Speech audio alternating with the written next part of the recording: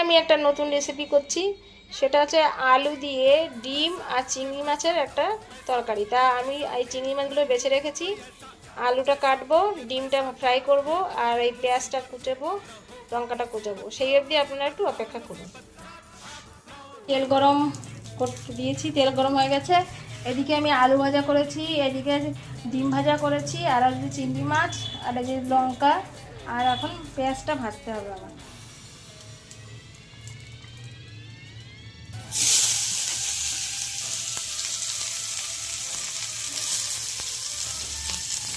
যেহেতু আমার আজকে রেসিপি হচ্ছে ডিম দিয়ে চিংড়ি মাছ দিয়ে আলু দিয়ে তরকারি।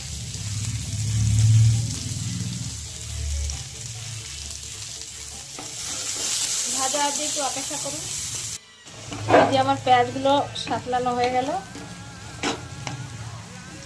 এবার আমি পরপর করে দিচ্ছি আলু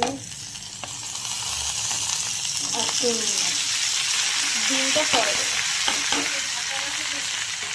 আর এদিকে দেবো আমি লঙ্কা। এবার এটাকে ভালোভাবে আর একটু ফ্রাই করে নিই। এবার আমি জল দিচ্ছি পরিমাণ মতন, আর দেবো হলুদ পরিমাণ মতন, আর দেবো লবণ, সবই পরিমাণ মতো দিলাম। এবার আমি ঢাকা দিয়ে দিচ্ছি।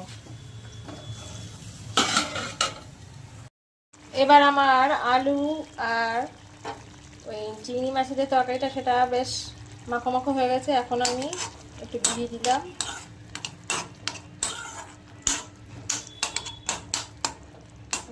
সেখানে 2 মিনিট জাল দিচ্ছি।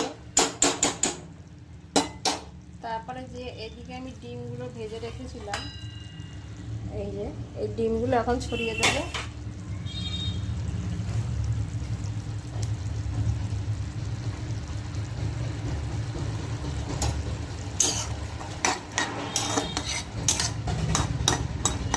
সাধারণত এটা রুটি দিয়ে খেতেই ভালো লাগবে, ভাত দিয়েও খেতে ভালো লাগবে। আর দেবো একটু গরম মশলা।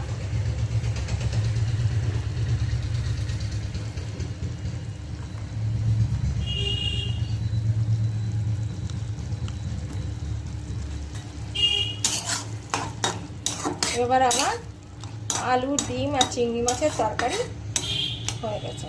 খেতে অসাধারণ লাগবে, করে খেয়ে